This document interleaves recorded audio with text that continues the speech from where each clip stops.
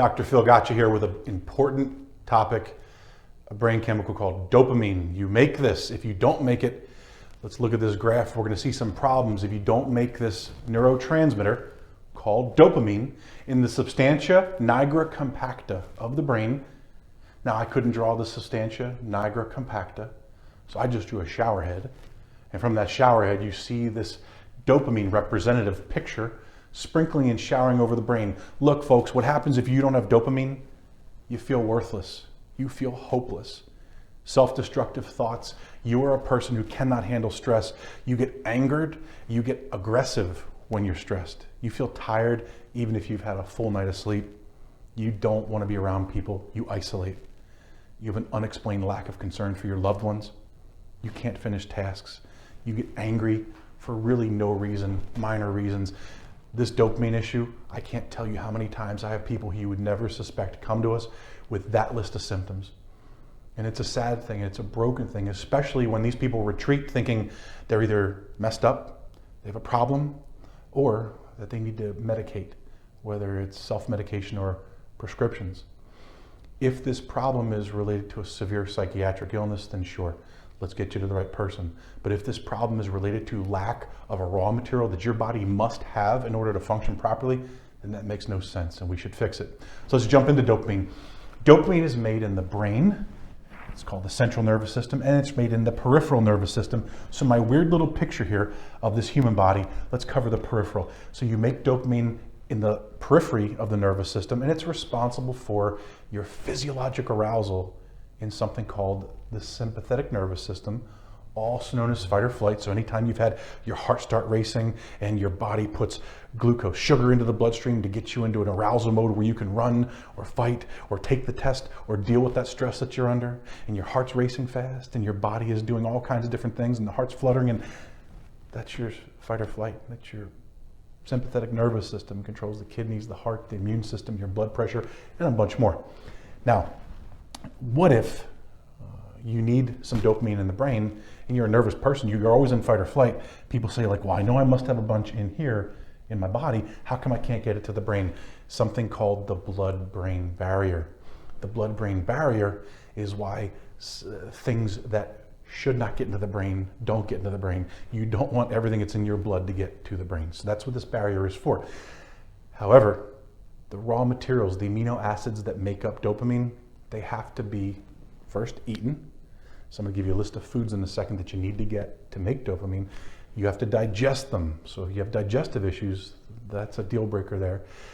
The third thing is you've got to have normal blood sugar balance. Why? Because it's normal blood sugar balance that allows the carrier mechanism, an amino acid carrier, to transport dopamine from the gut across the blood-brain barrier into the brain.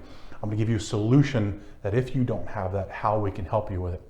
Let's cover the central nervous system. Dopamine in the central nervous system affects coordination. We use this heavily with a lot of our athletes. Why?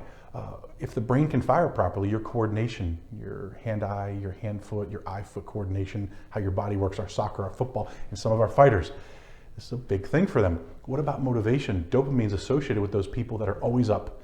When you're thinking about Winnie the Pooh, think Tigger. He's a dopamine guy. Somebody that's not a dopamine guy, that's Eeyore. They're always kind of down, always kind of sad. It's always kind of gray.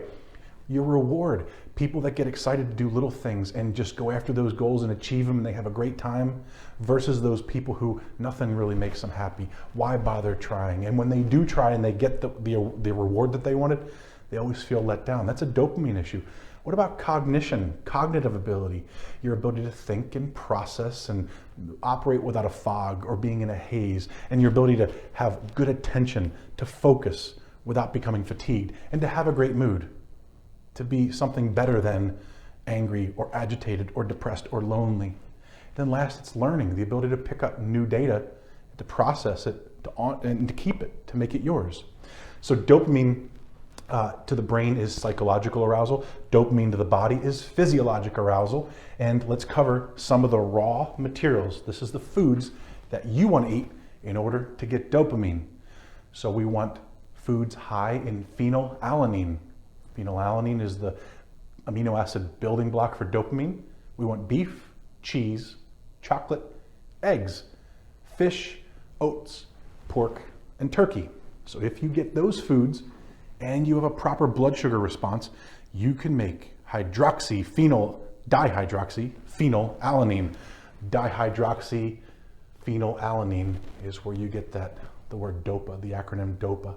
And so making sure you get dopamine is critical, making sure the gut is right, making sure you're getting the right foods. On top of that, nutritional solutions. We've used something in the clinic for years very effectively called mucuna pruriens. It is raw L-DOPA. It is the basically prepackaged, pre-absorbable form of dopamine, so that if you can get this into somebody's body, it's going to cross the blood-brain barrier and have the right effect. There's a product that we use called Seraflow that has an excellent source of it. You can look for your own. The only cautionary we have for this is somebody with high anxiety needs to be very careful with using mucuna pruriens, since dopamine is part of your arousal state. If you already have anxiety, you might not want to arouse things. You might want to fix the anxiety, something called a GABA pathway first, then work towards DOPA. We have a video coming up on that.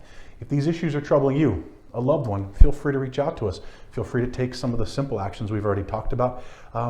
Just check us out. We're here to help. We're glad to have you. We'll talk to you soon. Bye-bye.